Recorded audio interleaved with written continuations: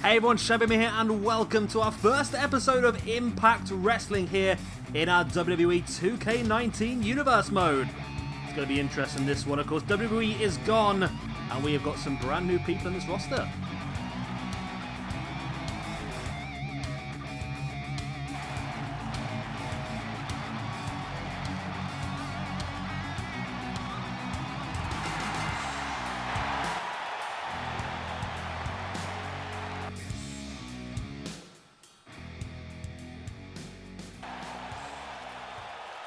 And here we go then, our opening match of Impact Wrestling is going to be EC3 versus Bobby Roode.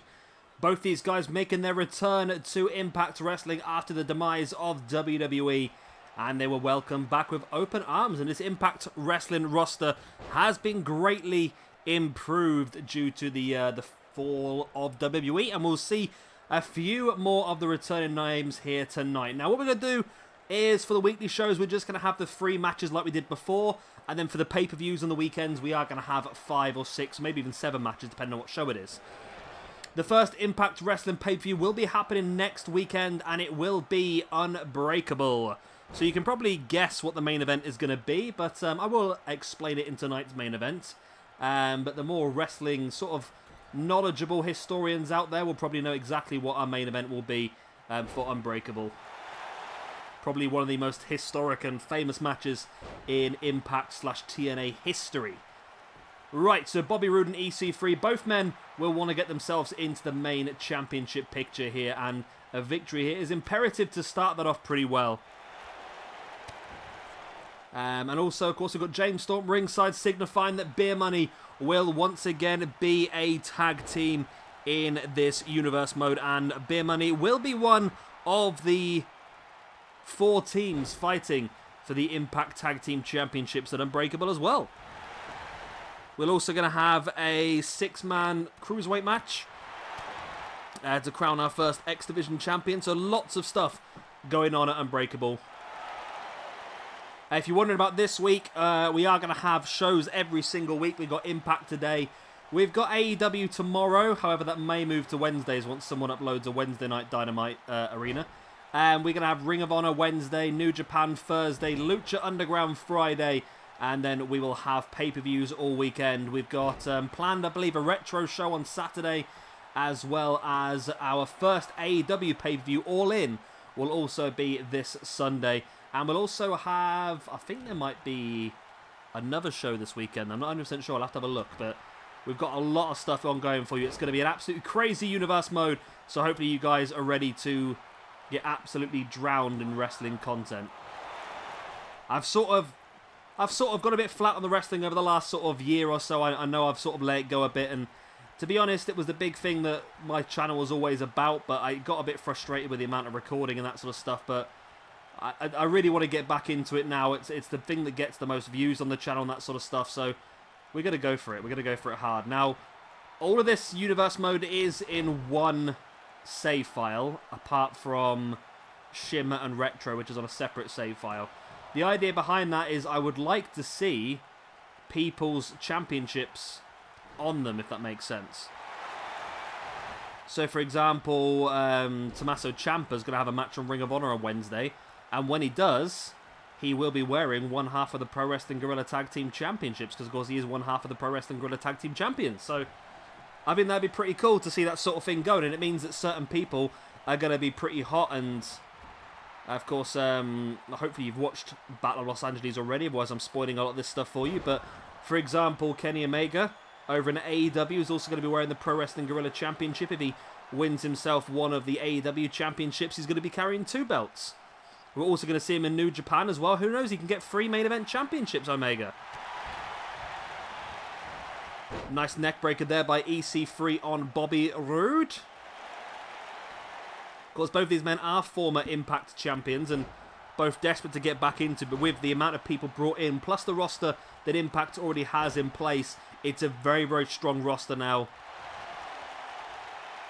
Of course, we've got the likes of Mundo, Pentagon, Phoenix that are already back. We're adding into that the likes of AJ Styles, Samoa Joe. We're bringing back the Hardys. Kurt Angle and Sting, I think, might dabble in and out as well, sort of thing. Jeff Jarrett maybe. So we're going to have a really, really strong roster. And Bobby Lashley as well. So we've got a very, very strong roster over in Impact Wrestling. EC3 is dominating here, though, against Bobby Roode. Roode is really struggling to get into this match at all. Strong right hand there by EC3. And Roode will need the victory, like I said, if he wants to get himself in the championship picture. But not only that, for the momentum for the Tag Team Championship match next weekend at Unbreakable as well, they could really do with being as strong as possible. And of course, also let me know what you think about these arenas and setups and all that sort of stuff. It can change as we go along. I like this arena. I like the Impact logo in the bottom corner. It's a little bit pixelated. The match screen for me, I think I might change because, as you probably noticed, you can't see the logo very well because it's a white background. I might try and find a logo that's not as pixelated as well, maybe. I don't know. I'll see how it goes. Bobby Roode there with the Boston Crab. And of course, you can suggest people to join our universe mode. But be aware that we do have an issue with so many logos downloaded. So at the moment, we're in a sort of one in, one out process. EC3 gets clattered with a big clothesline by Bobby Roode, who now brings EC3 back up to his feet and looking for a belly to belly. But EC3 with a headbutt, breaking free into the 1%. There's the pin. It wasn't the 1%, it was a flatliner, wasn't it? But either way, it's only enough for a 2 count. But EC3 in firm control of this match and looking to get a victory against Bobby Roode. Or as he's more commonly known in Impact, Bobby Roode. Good old Bobby Kangaroo. Also tonight then we got our next match, which is going to be Fenix versus TJ Perkins. 2 guys that will be involved in the X Division Championship match at Unbreakable. EC3 dropping a knee right in the face of Bobby Roode. I do like this universe mode for the sheer fact that we're going to get a lot more use out of a lot of names. And like I said in the breaking news segments before this universe mode started, there's going to be several people that are going to struggle to find work. Certain people are not going to be ones that are going to find work easily. So they're going to have to see what they're going to get on. Big knee strike attempted there and missed by EC3. And Bobby Roode now catches him. Looking for the glorious DDT. Floats into a pin. 1, 2, and 3. And Bobby Roode, although he's been dominated throughout the majority of this match, has just pulled off a victory. Good lad. Well done. I was surprised by that, to be honest. There was a big, glorious DDT. Was that the only highlight of the entire match? No. Okay, he hit the glorious DDT earlier on. I just didn't notice, but okay, there we go. There was that running flatliner from a second angle as well. Referee was incredibly slow to get down, so that possibly could have been a free count, to be honest with you. There was that slam by EC3, but again, it was not enough to get the free count, dropping the knee in the face. But as I said, EC3 dominated the majority of the match, but he just lost competition. He lost this is so ironic because it's the word. He lost concentration very briefly. That's what I'm saying. It's ironic because that's what I did.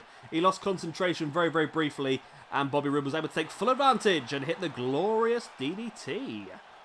Right, the Glorious One picks up the first victory in our Impact Wrestling Universe mode, and he'll be very happy with that.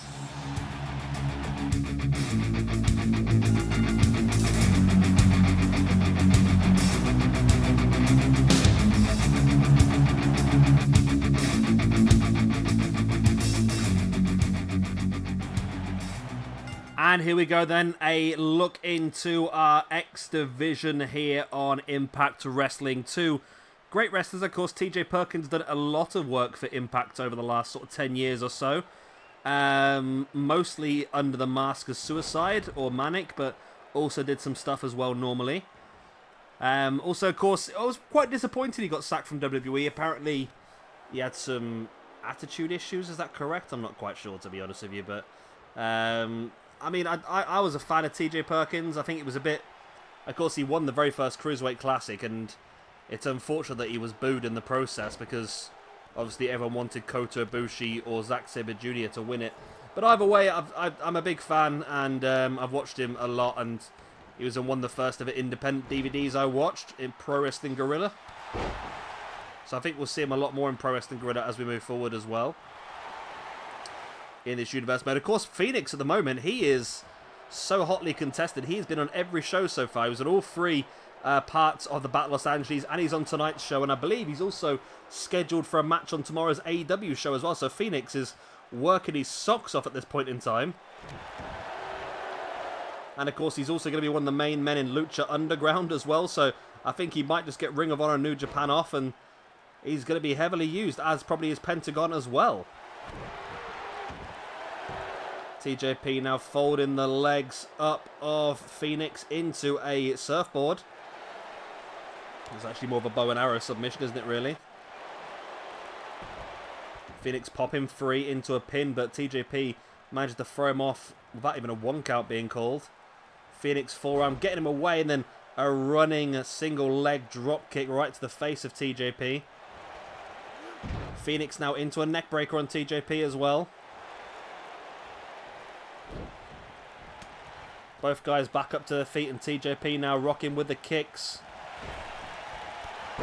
I'm looking forward to next year's game. I say this every single year, don't I? But next year's game is going to have a lot more names on there, I should imagine. Because as the rosters are getting bigger and the shows are getting bigger, we're going to gain more and more people. Of course, we're going to lose some as well, I would imagine. We're going to obviously lose some, aren't we? And some that I didn't really want to lose, but obviously Jericho is not going to be on next year's game, I would imagine. So Jericho will have to be a downloaded one. Ambrose is obviously going to have to be downloaded as well, but that's not a problem. We can deal with that. I mean, at the moment, I'm downloading Jericho and Ambrose anyway, just to get the correct attire, so it's not really a problem. Probably Goldust will be dropped off the game as well. Everyone who's now aligned with AEW will be dropped off the game, won't they? But you've got to think we're going to be adding people like Matt Riddle, Keith Lee, Donovan Dajakovic, hopefully the Danny Burchell as well, or whatever his name is now, Danny Burch. Yeah, quite a few NXT. So it'll be quite interesting to see how it all pans out. I'm looking forward to that, actually. TJP now taking Fenix up, dropping him right onto his knees. This will be a massive win for TJP. Like I said, both of these guys will be involved in that 6-man X Division Championship match at our Unbreakable pay-per-view next weekend. So the idea, in case you haven't got the idea of the universe mode so far, we've got our weekly shows, whereas 4 of those weekly shows are going to have pay-per-views every month. And of course, Lucha Underground will not have pay-per-views, they'll just continue on the weekly show. And then on every other weekend, we're going to have PWG, we've got Retro, we've got Combat Zone Wrestling, and we've got Shimmer, and we've got Progress. So we're going to see those just do standard, like, I don't know, twice a month shows, stuff like that. So I think next weekend we're due to have another Pro Wrestling Guerrilla show. Then we'll have a week off, then we'll do another Pro Wrestling Guerrilla show. So it's going to be a really cool sort of stuff ready for you, and hopefully I can get it all recorded and uploaded on time. I mean, this is now my full priority, these universe modes. We're going to, everything else is going to sort of drop into the background. If I get it done, I get it done. If I don't, I don't. That's the main reason behind it now, I think. But this is going to take full priority. So hopefully this will be uploaded every single day moving forward. Wind, rain, or shine. Well, depending on my internet, but can you believe, right? I'll give you a bit of an insight of how long it takes. The first video of Pro Wrestling Guerrilla took me about 4 hours to edit, then it took about 16 hours to upload. Because my internet is still terrible, it took 16 hours to upload that video. So it took like nearly 24 hours to make that one show. But it is, I think, the highest ever views I've got in the first 24 hours ever on this channel. So thank you guys very, very much for the support. And hopefully we're just going to continue to grow more and more and more with these shows. Right. Pinned by TJP, using the rope squeeze advantage with the extra elevation. Not enough to steal a victory, though, over Fenix, who has had an interesting time. Of course, he lost as part of the Tag Team Championship match. However, he did beat... Oh, my memory's got to kick in now, doesn't it? I believe he beat Aleister Black and Pac to make his way into the final of the Pro Wrestling Guerrilla Championship match, where he was defeated in the end. But he had a decent weekend. He had 2 wins, 2 losses. Not the worst results, as he looks to try and add another victory onto that list, but TJP kicking out just in time. There wasn't much behind the kick out, or was there now, but Fenix has got to work over TJP and just try and finish him off. I don't think that's really going to be enough, though, to be honest. Nope. Fenix back up on his feet once again. TJP slides back into the ring. Catching Fenix, sends him into the corner. And Fenix comes straight out of the corner with a Uranagi, then standing, shooting star press on TJP. Rolls him into the middle of the ring before slamming one of his arms into the mat. Fenix now, nice discus forearm, catching TJP, who drops to the outside. A clever maneuver there by TJP. Even in his poor state of mind, he knows that he can't be pinned on the outside. But Fenix goes high and went for the crossbody. And TJP just ducks and avoids. And Fenix crashes and burns on the outside. This is TJP's big opportunity. Now Fenix has taken a high risk. And he has suffered because of that. And this is TJP's chance to try and finish him off. He does drop him in that gut buster. But TJP struggling for energy himself. He needs to go for the pin, but he's just showing off to the crowd. Probably not a good idea. He should have gone for the pin there, in my opinion. But it looks like he's got one more move on his mind to try and finish Fenix off. Takes him up onto the shoulders. Drops him with the boot in the side of the face. This could be a massive win here for TJP if he gets it. 1, 2, and no! Wow. Fenix kicking out. My word. Was not expecting that kick out at all. Fenix taking TJP down. Brings him back up to his feet. Into the corner, sends into the corner, sent by Fenix. TJP springs off and catches him with that running knee strike, and Fenix, I think, has been caught with that. Maybe rocking a crimson mask now as Fenix, nice Hurricanrana, hooks the legs. 1, 2, and Fenix has got it with that quick Hurricanrana roll-up. Fenix gets the victory here over TJP, and he's going to take the momentum forward into the X Division Championship match next weekend. And what was a fantastic match here, to be honest with you. Again, another massive addition back into the Impact roster is TJP. And I'm happy to see him here, to be honest with you. It's a great addition. Fenix, of course, is already a rock in this roster. Being allowed to continue to work for Impact via AEW, who's sort of gone along the lines of they don't want a dominant force in wrestling. They want wrestling to work together and build a great industry that can be benefited from by all of the companies involved. That's exactly what we're hoping to get out of this universe mode. We'll see lots of talent sharing going on. Because as you've seen already, Fenix is working everywhere at this point in time. He's a real workhorse, Fenix, and he picks up another victory. Well done to my man, Fenix. I said I think we've got him planned in for a match tomorrow on AEW, and I believe he's also planned in for a match on Friday in Lucha Underground. All right, no rest for the wicked, is there?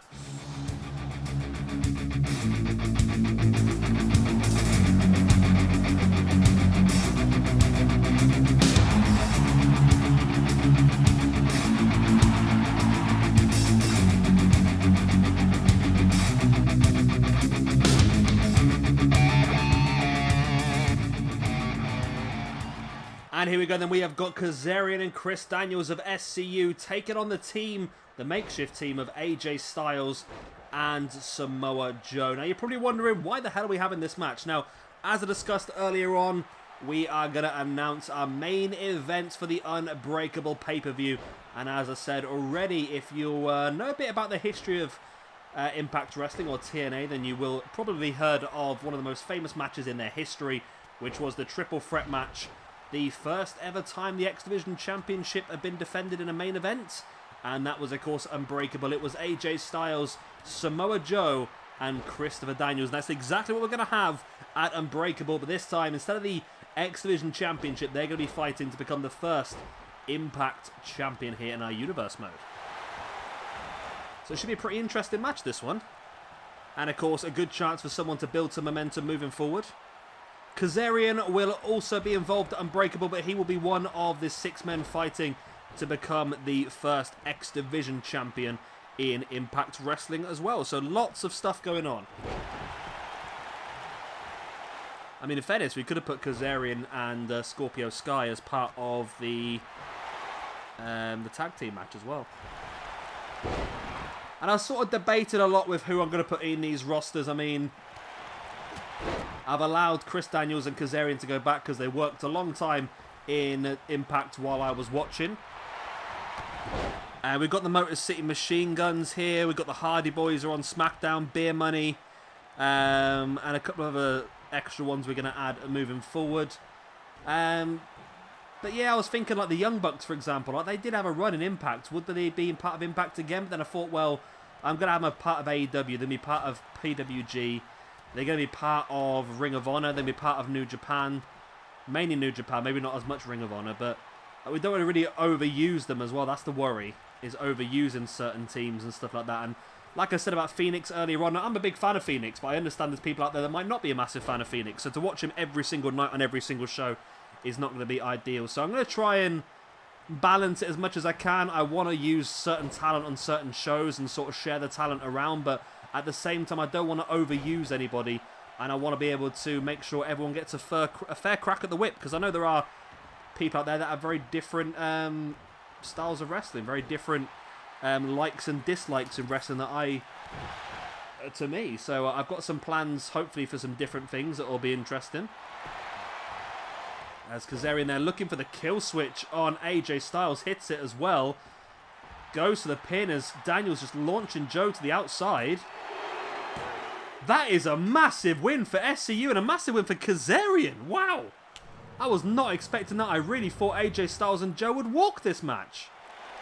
But instead, it's Kazarian that comes out on top, and that's going to give him great momentum fighting for that X Division Championship next Sunday. Wow, what a win this is for SCU. I was not expecting this at all.